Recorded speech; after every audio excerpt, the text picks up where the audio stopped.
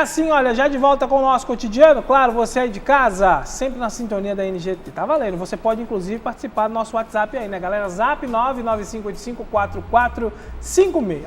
Muitas pessoas, principalmente agora que se fala em crise no país, crise econômica, crise hídrica, crise que não acaba mais, aumento de impostos, de taxas, as pessoas com pouco trabalho, e aí a gente fica assim, sem saída. E uma vez a gente estava conversando na semana passada aqui na redação, a questão de concurso público. A gente já fez muito isso no telejornal, no Metropolitano, mas esclarece e ainda cria-se outras dúvidas para os telespectadores. E a gente fez uma enquete na nossa fanpage, você participou, e hoje nós vamos receber, para responder as suas perguntas e dúvidas sobre o concurso público, nosso colaborador, o Dr. Sérgio Camargo. Muito boa noite, doutor. Boa noite. Seja bem-vindo. Muito obrigado. Obrigado mais uma vez por estar aqui com a gente nos estúdios, para falarmos dessa questão. Mito ou verdade, doutor? Concurso público é a salvação atual hoje no mercado de trabalho? Olha, há mais de uma década, principalmente depois da Constituição Federal de 1988, que o concurso público tem sido aí uma predilecência do cidadão brasileiro, né? Por conta, prioritariamente, da chamada estabilidade, né? Existe um mecanismo mais dificultoso de desvincular o servidor público do que no setor privado, né? A empresa privada passa lá por uma dificuldade financeira e faz o que eles chamam de reengenharia, reestruturação. Mutatis mutandis, em outras palavras, o cara vai se livrar do seu recurso humano para enxugar despesas. Certo. O serventualismo público, ele não passa exatamente pela mesma medida, né? Até porque os cargos são criados por lei e têm impacto nas normas orçamentárias, né? No plano plurianual, na lei de diretriz orçamentária e na lei do orçamento anual. Então, na prática, o magistrado, o analista do Tribunal de Justiça, quando ele ingressa num cargo que estava vazio, o cargo tem dotação financeira, orçamentária ad eterno, né? Porque daí a regra, estabilidade. Daí a estabilidade, né? E num país que há tanta dificuldade em investimento no setor privado, por conta da elevada carga tributária, né? O Brasil é um dos países que mais tributa o seu cidadão. Então, o setor privado, ele não tem grandes mecanismos de investir no seu recurso humano, com capacitação, melhoria de salário. Que falta demais, né? Abrir novas vagas para o trabalhador. Então, na prática, o poder público se tornou o grande empreendedor da política pública de empregabilidade no nosso país. E o concurso público é a razão final dessa política pública. Mas precisa ter uma preparação também, né, doutor? Sem dúvida, sem preparação não há milagre. Não é fazer prova, aguardar a chamada e agora estou com a vida feita. Não é bem assim, né? Não é bem assim, não. Para isso, nós fizemos algumas perguntas a gente fez uma enquete na nossa fanpage para que você de casa deixasse as principais dúvidas. Chegaram inúmeras. Nós selecionamos algumas perguntas aqui e o doutor Sérgio Camargo vai responder para a gente agora. A primeira que chegou, doutor, ela foi enviada pela Joyce Nogueira, ela é de Estácio, aqui do Rio de Janeiro. Ela disse: eu vou prestar meu primeiro concurso este ano. Por onde eu devo começar a estudar? Bom, o concurso público, ele, como qualquer área da discência, né, do estudo, ele é uma sedimentação de conhecimento, né? Os concursos têm uma grande gama de matérias, né, um conteúdo programático bastante extenso, salvo outro juízo, né, leviano do candidato achar que vai começar a estudar agora, daqui a 3 ou 6 meses já obterá êxito. Essa não é a regra. Essa sedimentação de conhecimento ela é bastante lenta, né, o que requer uma grande dedicação. Então, a primeira questão que o candidato deve se preocupar é em ler o edital. Nós não temos o chamado Estatuto do Concurso Público, que seria uma lei, uma norma regulamentadora do artigo 37, inciso 2 da Constituição Federal, que obriga todas as administrações públicas brasileiras a preencherem seus cargos, empregos e funções públicas pela meritocracia do concurso público. Então, o edital, nessa vacância, nessa ausência legislativa, ele se tornou realmente a lei do concurso.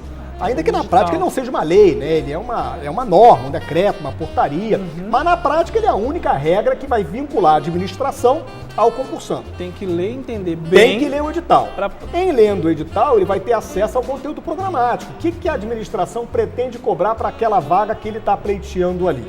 Então ele vai se dedicar ao edital e estudar especificamente o que está ali previsto. Certo. Eu quero a carreira, por exemplo, de policial rodoviário federal e vai ser o concurso esse ano, eu já estou estudando. O que eu faço? Você vai pegar o edital anterior. e vai ter por base, né, de diretriz de estudo aquele edital Isso é anterior. tudo de fácil acesso, doutor?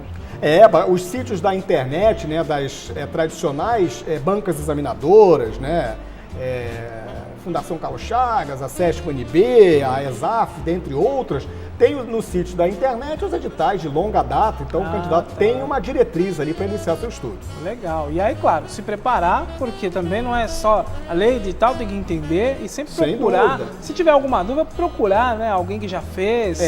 Até porque o concurso público ele é muito mais do que uma competição com outros, é uma competição consigo próprio. Né? É um desafio pessoal, o candidato ali vai passando por etapas de superação. É claro que o candidato ao lado dele está ali concorrendo para aquele mesmo número de vagas, mas muitos concursos públicos, como por exemplo da magistratura, os membros do Ministério Público, da Defensoria Pública, que é bem comum abrir o edital falando lá 20 vagas, mas só passam 10. Exatamente, e uma dúvida minha até, todo concurso demora muito, até demora anos às vezes para você ser chamado. Por que esta demora? É porque já existe um cargo, já existe alguém no cargo, mas eles preparam já para uma substituição? Diversos fatores podem determinar a demora, né? Algumas carreiras, que são as carreiras de mais, talvez, relevância dentro da área jurídica, por exemplo, que são essas que eu mencionei, né? A magistratura, o Ministério Público e o membro da Defensoria Pública, os concursos vêm com um cronograma e a média de duração deles é cerca de 1 ano. Mas isso previsto no cronograma, né? Porque ele tem uma etapa objetiva, tem uma etapa discursiva, tem uma etapa oral, de avaliação psicossocial, de títulos, quer dizer, todo um programa estabelecido ali para que o candidato percorra em regra e atendido. Alguns concursos, que na prática infelizmente tornam-se a maioria, a administração realiza o concurso, homologa no Diário Oficial a conclusão com a lista de classificação dos candidatos aprovados e muitas vezes naquele prazo de validade de 2 anos renovável por igual período, às vezes a administração chama só a partir da renovação desse período, às vezes não chama ninguém. Faz todo o processo seletivo, a Secretaria de Saúde do município do Rio de Janeiro tem reiterado essa problemática.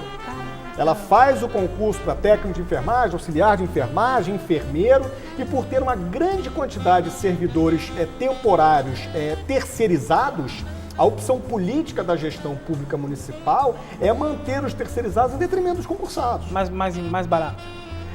Aí tem várias outras questões políticas que fogem um pouco do nosso objeto. Tá. Mas é isso aí, tem que prestar atenção nisso daí, tá, gente? Chegou outra pergunta aqui. Como eu devo organizar minha rotina de estudos? Foi enviada pela Fátima de Carvalho Coelho Neto. Olha, Fátima, eu acho que você pode, num determinado momento, primeiramente você observar lá o edital do concurso, né? Você vai ver qual é o conteúdo programático. Se você afeta aquela área, há várias carreiras da administração pública que o candidato precisa ter apenas o 3º grau. Por exemplo, fiscal do ICMS do Estado do Rio de Janeiro.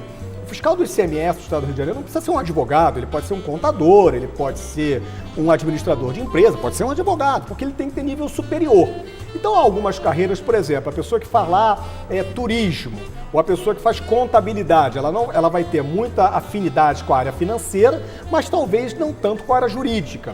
Então, o ideal nessas carreiras é você sempre buscar um curso preparatório. Um curso preparatório de uma turma regular que se dedique à amplitude do programa. Então você começa da estaca zero, cumpre todo o edital ali, ou a boa parcela do edital, naquela turma regular, em regra diária, de 2 a 4 horas por dia. A partir desse momento, Fátima, você vai conseguir identificar qual é a sua área de fragilidade. Quando eu estudava para concurso público, a matéria que não me era muito afeta era, por exemplo, direito financeiro. Então, por exemplo, naquelas carreiras em que havia direito financeiro, eu pensei em me preparar especificamente. Então, eu já tinha feito a turma regular preparatória, que normalmente demora de 6 meses a 1 ano. Após isso, eu vou pontualmente nas minhas áreas de dificuldade. Então, concurso para nível superior, aquele que não é para o advogado, mas que é para 3º grau, é muito comum, como nos concursos para os tribunais, que a língua portuguesa tem um grande peso na aferição da nota do candidato. Então, obviamente, o vernáculo português é uma língua difícil, né? Demais. Então, tem que ter uma preparação bastante a miúde, né? Então, um candidato que está bem preparado no português, ele está muito à frente dos candidatos que, por exemplo, estão ali tinindo com a questão jurídica. Certo. Então, você vai observar a matéria de mais fragilidade e vai passar a se dedicar um pouco mais com módulos, professores renomados naquela matéria. Olha aí, tá vendo? Tudo é uma preparação, né? Tudo é preparação. Então, se você não se preparar, não vai conseguir competir no Dá mercado. tiro para tudo quanto é lado. Não funciona, não dá. Tem que ter um objetivo. Tem que traçar. É claro que eu só quero delegado da Polícia Civil. Claro, muitas pessoas passam por isso até por uma questão de vontade, de desejo, né? Ele tem ali um inclino para aquela área de atuação. Mas nada impede que, por exemplo, ele preste para delegado da Polícia Federal. Né? Ou talvez para a Polícia Rodoviária Federal, que está mais ou menos na mesma área. Agora, há pessoas, e não é um número baixo, que tem ali, eu quero a magistratura. Tenho vários amigos que estão aí há anos estudando para serem juízes e que ele pode até, vou fazer juiz do trabalho, vou fazer juiz federal, vou fazer juiz de direito dos estados. É mais ou menos parecido. Né? Agora, é claro que tem que ter um objetivo. Não dá, vou fazer para analista do tribunal, vou fazer para a Polícia Civil, vou fazer para a Polícia Militar. Aí realmente perde um pouco. Perde o foco. Aí não dá. Outra pergunta que chegou foi enviada pelo Pedro Henrique do Recreio. Conheço muitas pessoas que param de trabalhar para se dedicar aos estudos. Até onde vale a pena? Esse é o mundo imaginário ideal, né? A pessoa que consegue dedicação exclusiva para os estudos. 100%. Né? É fantástico. Vou estudar para fazer o concurso. Exatamente. Eu, na minha época de concursando, eu dividia meu tempo com trabalho, porque precisava sustentar a minha família, e também com a própria família, né? Então, muitos candidatos que já vêm desde a graduação pensando, olha, eu estou fazendo direito, eu estou fazendo engenharia porque eu quero ir para a Petrobras. Eu estou fazendo direito porque eu quero ser procurador do Estado do Rio de Janeiro. Então a pessoa já identifica na própria graduação que aquilo é um meio para um fim. O fim não é se tornar bacharel de direito e após o exame de ordem advogado. O fim dele é ser procurador do Estado. Então já na graduação ele já está num curso preparatório. Ele já está estudando focado para o concurso público que ele pretende. Então ele já está mais à frente. É claro que se ele tem essa oportunidade de ter dedicação exclusiva, é muito mais tranquilo para ele, né? Porque ele não está dividindo a atenção dele com outros setores de vida. Muitas pessoas optam, por exemplo, em não firmar matrimônio. Ou não ter prole, não ter filhos. Concurso, aí sim. A pessoa que está ali realmente focada e dedicada, olha, tenho meu namorado, a gente se conheceu na faculdade, ou se conheceu no segundo grau, mas a gente já combinou que só quando um de nós passar para concurso é que a gente vai se casar. E só quando o outro passar também que a gente vai ter filho. Quer dizer que o concurso ele até mexe no planejamento familiar. Perfeito. E o que na prática, infelizmente, não é muito da vivência brasileira, né? Esse planejamento. Né? Isso é muito comum nos países europeus, na Austrália, nos Estados Unidos. Então a pessoa já sai sabendo mais ou menos o que ela pretende com aquilo ali, né? É muito comum quando eu dava aula na graduação, você estava lá na colação de grau, aí você passava os olhos lá pelos alunos e via aquelas caras de paisagem, tipo, o que eu faço agora, né? Porque ele não fez um planejamento. Verdade, né? Fez por fazer às vezes, né? Às vezes é porque há uma obrigatoriedade, você sai do segundo grau e emenda, tem que fazer a você dá para o jovem de 18 anos de idade o dever de optar por aquilo que ele fará o resto da vida dele. Exatamente. É no mínimo cruel, né? E é o que o doutor falou no começo. Tem que fazer o que gosta, porque também não adianta ir por dinheiro. Claro que todo mundo precisa de dinheiro, né, doutor? Sim. Todo mundo precisa de dinheiro. Dinheiro move a sociedade, às vezes a gente sabe. Mas não adianta, por exemplo, eu não poderia optar em fazer medicina, não tenho um mínimo de dom. Eu ia acabar matando gente na mesa de cirurgia, porque a teoria você até acaba aprendendo, o negócio é praticar isso pro resto da vida. Então, analise bem o que você quer fazer e se dedique na medida do possível. Seria ideal todo mundo ter 100% do tempo aí para fazer, mas não é assim que funciona no nosso país. O Leonardo Gomes do Flamengo, ele está dizendo que o diploma dele é do exterior. Se ele passar em um concurso de nível superior, ele pode assumir? Olha, Leonardo, essa questão é muito mais envolvendo aí o Executivo Federal, mais especificamente o Ministério da Educação, do que propriamente dito concurso público, né?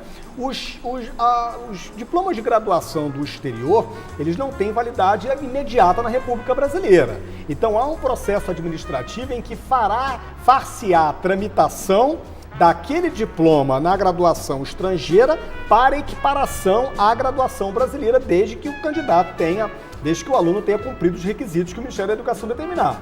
Agora, se você chega com a graduação estrangeira, faz o concurso, na hora de entregar a documentação, que vai ser requisito para você tomar posse, e você me vem com um diploma traduzido ou não traduzido para o vernáculo português, que não tenha lá a equiparação, a chancela do Ministério da Educação, você é como se você não tivesse o diploma. Ah, não vale. Não vale. Não vale. Tem que ter tramitação. A mesma coisa que as pessoas que vão fazer mestrado e doutorado fora do país. Exatamente. Se o MEC não reconhecer aquela instituição de ensino, você fez o doutorado, só tem reconhecido no país. Então você tem o título de doutor da Argentina, por um exemplo, aí no momento de apresentar o título aqui para a banca examinadora, para quantificar ali a sua classificação, a banca vai falar, olha, o título não é reconhecido. Então você poderia até obter 5 pontos nesse doutorado, mas como ele não teve equiparação e não tem o reconhecimento do MEC, ele não tem valor algum. Ou seja, também tem que prestar atenção. Vou me formar, vou fazer algo específico lá fora, tem que analisar se a instituição é reconhecida pela República Brasileira. Também não adianta. Gasta-se uma grana, vai para fora, faz todo o estudo, chega aqui e não vale nada. É claro que a vivência, o aprendizado, se morar fora do país, pelo conhecimento de uma nova cultura, de uma nova sociedade, é realmente impagável. Sim. Eu terminei meu 2º grau na Austrália. Quando eu tinha 17 anos, eu fiz um intercâmbio, que à época era chamado de American Field Service, que é conhecido mundialmente por AFS, e eu concluí meu 2º grau na Austrália porque eu observei o que o MEC precisava para que eu equiparasse o 3º ano do 2º grau à época ao que eles chamam da high school deles lá fora. Certo. Né? Então eu vim, tramitei e consegui o reconhecimento. Mas foi tão demorado que no momento que eu voltei para o Brasil em 1989, eu fiz um pré-vestibular com a opção de 3º ano do 2º grau. E aí a minha validação do diploma na Austrália acabou acontecendo concomitantemente com o meu pré-vestibular. Então no momento eu acabei tendo os dois, da Austrália e daqui mesmo. Então na hora de fazer o vestibular eu podia apresentar um, podia apresentar outro, porque o trâmite não é muito rápido. Tá vendo só? Presta atenção nisso também, com diplomas internacionais. A última pergunta aqui, doutora, chegou da Suzana Maciela, de São Paulo, do bairro de Moema. Ela disse se vale a pena escolher um concurso somente pelo salário e pelo número de vagas. Acho que a gente até falou alguma coisa já a respeito. E qual a melhor opção para escolha? Olha, Suzana, isso é uma questão de foro muito íntimo e pessoal, né? Eu, particularmente, né, tive sempre a orientação do meu pai de que a gente deve buscar, e é isso que eu tento passar para o meu filho, a gente deve buscar fazer aquilo que a gente gosta. Toda vez que fazemos aquilo que a gente ama e que a gente gosta, o resultado financeiro ele acaba sendo uma consequência natural. A partir do momento que você faz algo com um objetivo meramente financeiro, sem ter aquela afinidade pessoal, é uma questão de tempo para você se tornar o que comumente chama-se aí de frustrado, infeliz. Então, a minha opinião é tentar conjugar de uma forma aquilo que você deseja com também um benefício financeiro. E se você trabalha naquilo que gosta, a consequência vem com o tempo, com certeza. Se tiver mais alguma dúvida, gente, se você estiver aí na sua casa, mas eu precisava planejar melhor, claro, a gente trouxe o doutor hoje aqui, algumas perguntas, as que mais vieram para a nossa fanpage, ele respondeu aqui, mas dentre isso, se você tiver alguma dúvida ou precisar de uma assessoria jurídica, com certeza pode contar com a equipe do Dr. Sérgio Camargo. Tem o site, doutor? Tem, o site do escritório é www.sergiocamargo.com e o meu e-mail pessoal é sergiocamargo@sergiocamargo.com.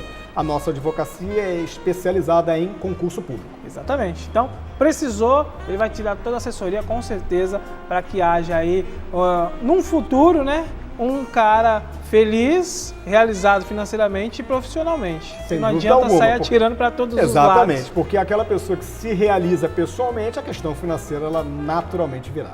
Tá certo. Doutor, mais uma vez, muito obrigado. Um imenso prazer. Volte mais vezes, porque é de suma importância a gente ter esses esclarecimentos aqui no nosso programa. Será uma honra estar aqui com vocês novamente. E olha, vamos fazer um rápido intervalo, são 2 minutos, até menos, eu volto já, tudo porque eu faço parte do seu cotidiano.